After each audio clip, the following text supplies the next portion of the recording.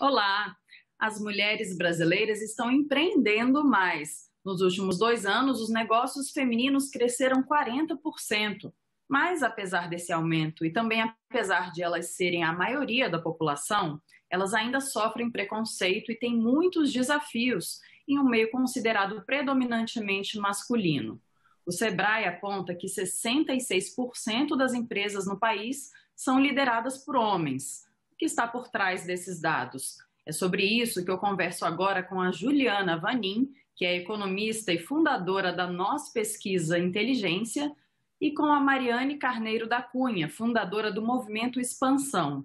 Sejam bem-vindas. Olá, muito obrigada pelo convite, prazer.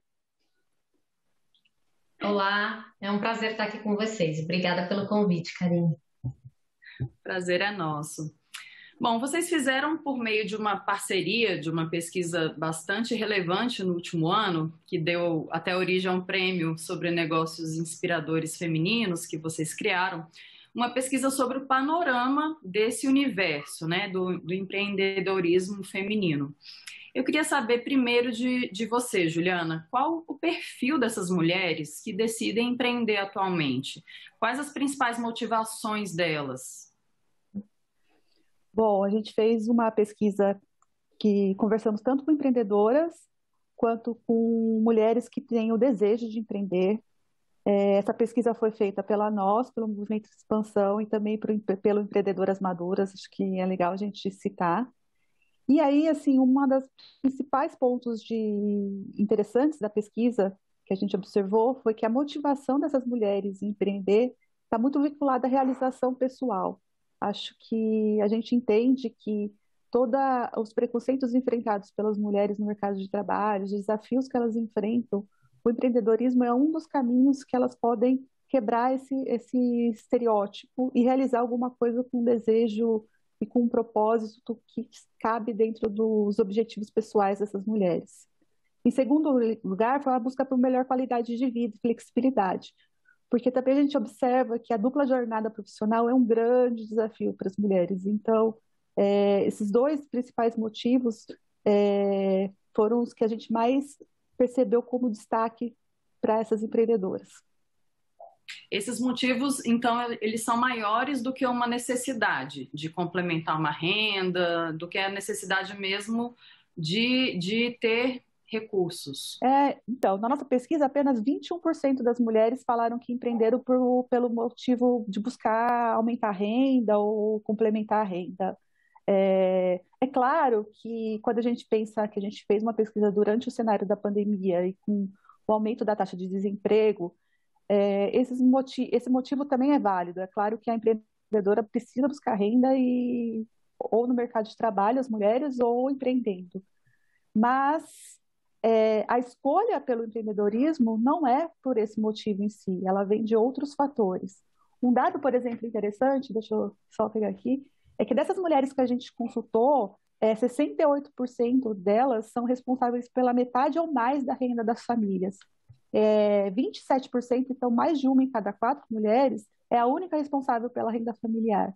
Então a gente está falando de mulheres que estão no mercado e aí empreendendo com uma responsabilidade não só de propósito, mas de renda. Apesar disso, a motivação é a busca por um propósito profissional e uma realização pessoal no trabalho. E, Juliana, a pesquisa ela traz uma série de desafios, né, que mostram quais são os desafios dessas mulheres na hora de abrir uma empresa ou na hora de manter também uma empresa, né? Então, eu queria que você falasse um pouco dos principais deles. Quais são os principais? É administrar o negócio, é saber se vender, é se aperfeiçoar na área que elas escolheram? Quais são? Então, a gente vem com essa ideia de capacitação, que é um desafio, porque as mulheres e homens em geral, a gente não aprende desde pequeno, desde criança, a empreender. Hoje a gente tem um movimento diferente, né, nesse sentido, mas uma coisa muito interessante que foi que o principal desafio das mulheres é a captação de recursos financeiros e capital de giro.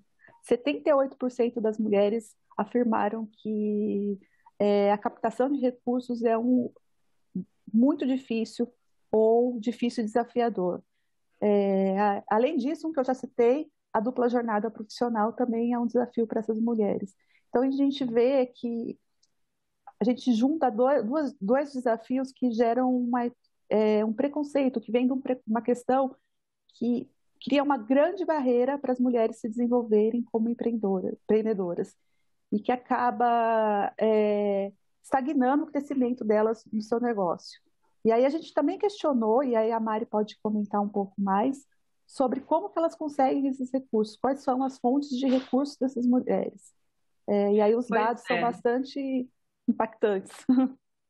Sim, pois é, Mariane. Uma das dificuldades para qualquer empreendedor no país, né, é captar recursos para iniciar um negócio. E o Movimento Expansão tem o objetivo de viabilizar linhas de crédito dedicadas ao empreendedorismo feminino, né, especificamente. Por que vocês viram essa necessidade específica para as mulheres? Exatamente, Karine. A gente já tinha esses dados muito presentes em várias pesquisas anteriores, e na realidade já mostrava isso, que empreender é um desafio muito grande para qualquer um, mas empreender sendo mulher é um desafio ainda maior, né? Porque a gente tem todas essas variáveis aí que impactam tanto a decisão de empreender, e que felizmente a pesquisa está mostrando que nós já estamos vencendo aquela barreira de empreender única e exclusivamente pela necessidade. A gente está podendo empreender também por opção, como alternativa. O que eu acho muito válido, porque é a hora que a mulher consegue decidir que o caminho dela pode ser viabilizado por uma ideia, um projeto, um plano, isso passa a ser um motivador para ela vencer outras questões também que a gente vê diariamente, que são críticas, né, como a dependência econômica, a violência doméstica e tantos outros fatores.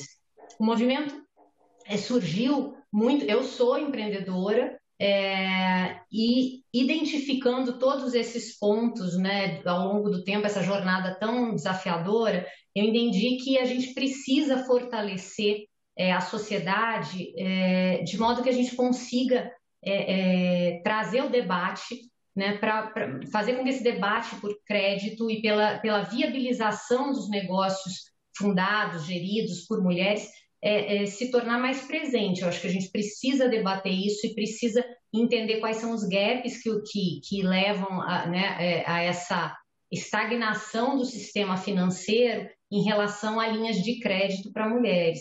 A gente tinha dados aí até pré-pandemia assustadores, e que são dados oficiais, de que as mulheres pagam juros maiores do que homens, inclusive sendo mais adimplentes, sendo muito responsáveis com o cumprimento das obrigações, o que é inadmissível, né? E principalmente quando você precisa, é fundamental você ter o recurso para você criar o seu negócio, para você manter o negócio. Daí a gente fala o que a Ju falou do capital de giro, e para você expandir também, porque essa pesquisa trouxe para a gente um fator muito interessante. A gente não está mais falando só das mulheres que empreendem em áreas consideradas femininas, como moda, beleza. A gente está falando de mulheres que empreendem em inovação. A gente está trazendo um universo muito mais rico até, com muitas nuances, em mulheres empreendendo em tecnologia, mulheres acima de 60 anos empreendendo em tecnologia. Isso é um dado que nenhuma outra pesquisa tinha trazido até então. E a gente vê também o desenvolvimento de, por exemplo, uma das premiadas é uma mulher madura que criou uma ferramenta para acessibilidade.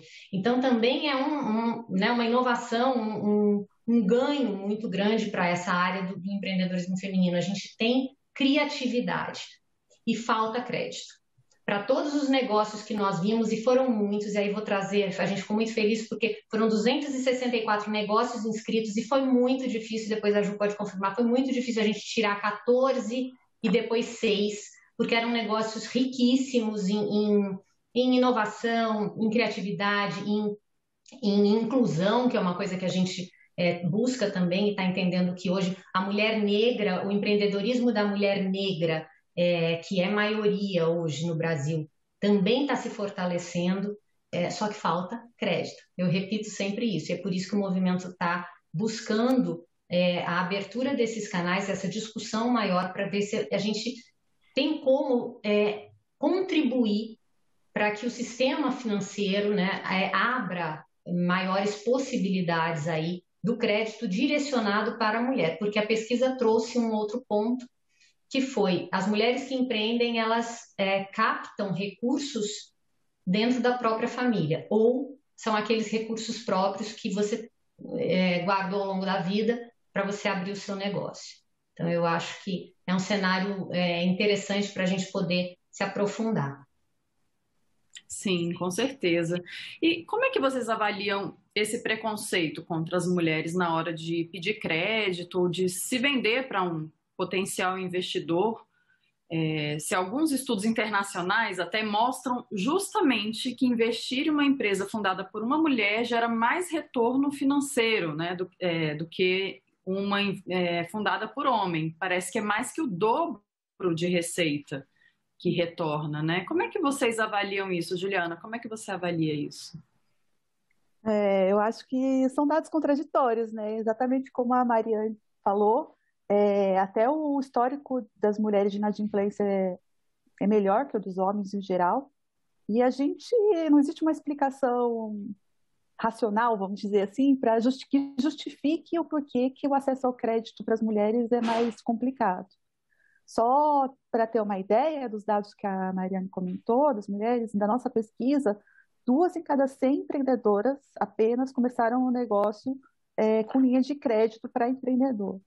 E aí, depois, para manter o negócio, apenas 20% conseguiram linha de crédito para a empresa para expandir ou para pagar algum fornecedor ou alguma necessidade depois que a empresa já estava aberta.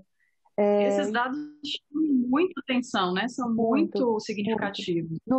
Quase 90% começam um negócio com recursos próprios. Então, é realmente como a Mariane falou. Assim, às vezes, o recurso da saída do emprego, que é para ter uma estabilidade por um momento, ou o recurso que foi acumulado durante um período para um futuro, é utilizado neste momento e muitas vezes, por medo do risco, não se é feito o investimento necessário para que a empresa possa ter o retorno real que ela poderia. Muitas vezes, então, o empreendedor, e a gente acaba vendo que a empreendedora está sozinha, ela trabalha sozinha. Então, ela é a empreendedora, a funcionária, o marketing, a gestora, ela é tudo. E o que acontece? A gente diminui a produtividade das empresas com isso.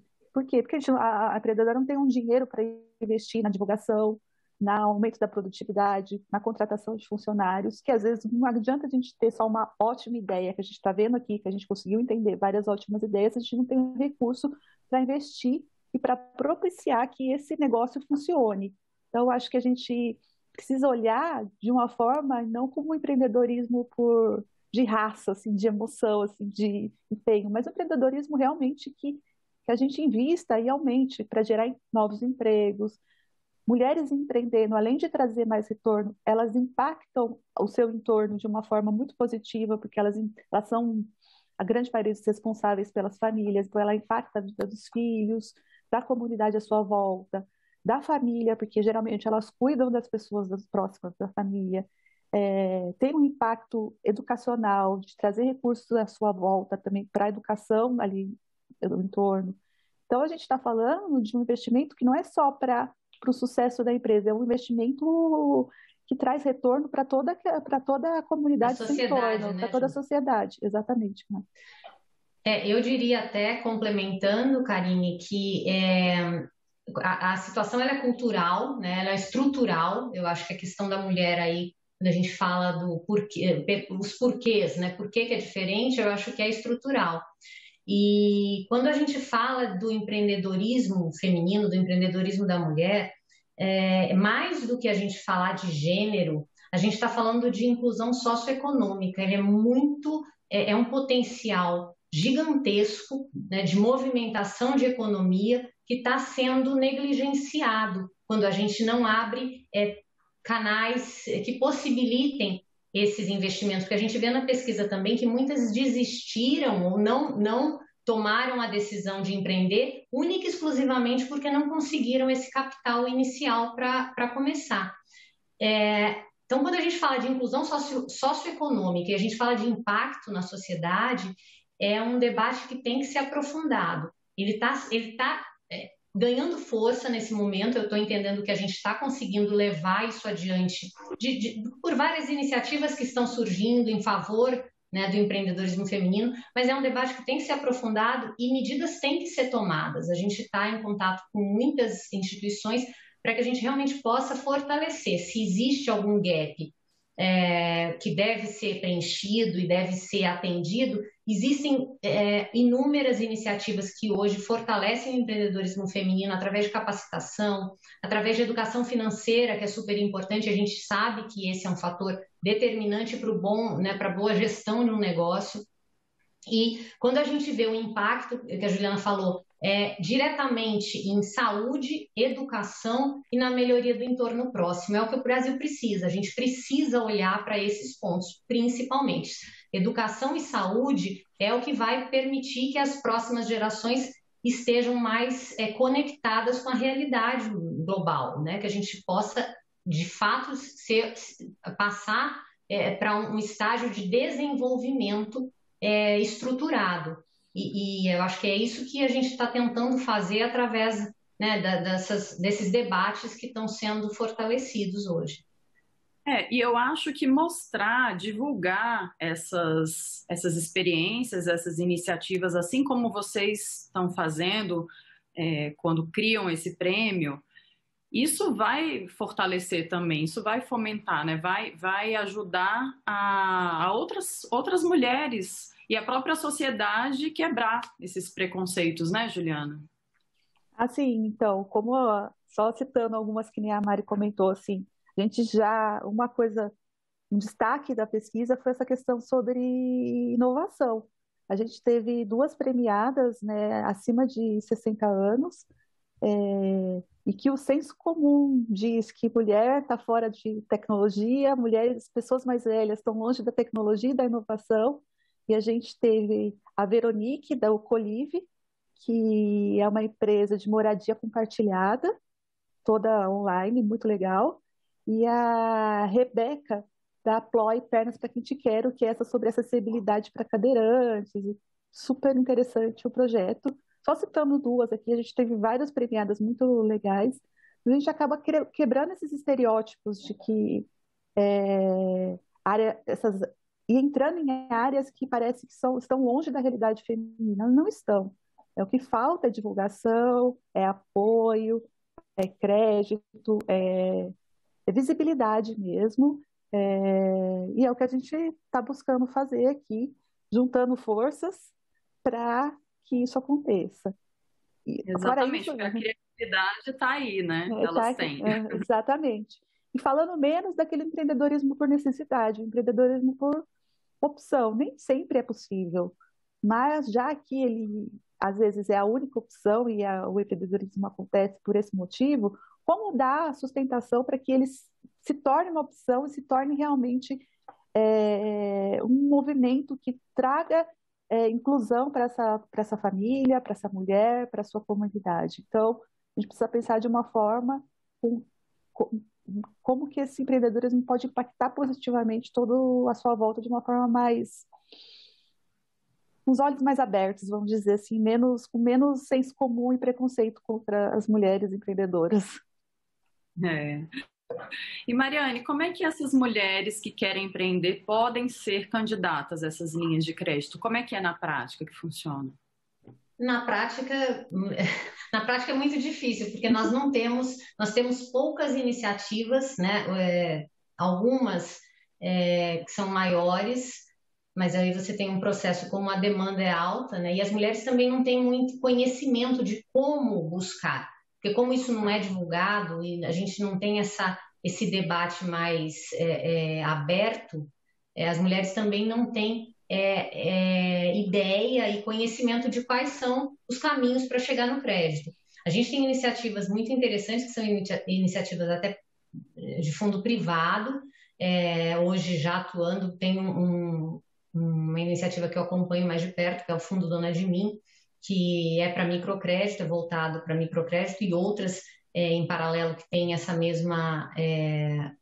mesmo objetivo, mas a gente não consegue fazer isso crescer, porque os recursos eles são limitados, né? Então, a gente precisaria realmente das grandes instituições financeiras entrando nesse mercado, fazendo uma distribuição aí de recursos para que os agentes repassadores pudessem atingir o maior número de mulheres possível. E a gente tem uma coisa interessante, porque nós temos mulheres que empreendem no Brasil inteiro. Nordeste é muito forte no empreendedorismo feminino. A gente tem empreendedoras no Norte, Centro-Oeste, Sudeste, Sul. Né? A gente teve, inclusive, uma variedade aí de estados participando do prêmio, e foi muito interessante da própria pesquisa. Então, mas a gente não tem canais em todo o Brasil, né, para esse tipo de atendimento, o que é uma pena. Eu diria que isso assim, é um potencial gigante que está sendo desperdiçado. E se a gente conseguisse chegar às pontas onde isso é realmente necessário, e se a gente conseguisse essa distribuição de recursos de forma mais abrangente, mais completa, o ganho para a economia, o ganho para a sociedade, isso seria uma coisa verdadeiramente impactante, positiva. Falta política pública, então, né? Eu entendo que tenha que haver uma participação agora. A gente até começou o movimento buscando apoio junto ao Banco Central, para que o Banco Central pudesse realmente trazer as instituições financeiras para o debate, trazer o sistema, né, os participantes do sistema financeiro para esse debate, porque aí a gente consegue também entender melhor onde é que a sociedade pode contribuir para atender esses pré-requisitos para a mulher conseguir de fato o crédito. Quais são eles, né? Primeiro entender quais seriam eles e onde é que essas iniciativas que já apoiam a mulher poderiam atuar mais fortemente. Então, essa nossa busca realmente que de repente esse debate comece num convite do Banco Central para as instituições financeiras que venham a participar aí para que a gente possa contribuir. O nosso intuito com esse movimento, ele é um movimento de causa, ele é suprapartidário, a gente vem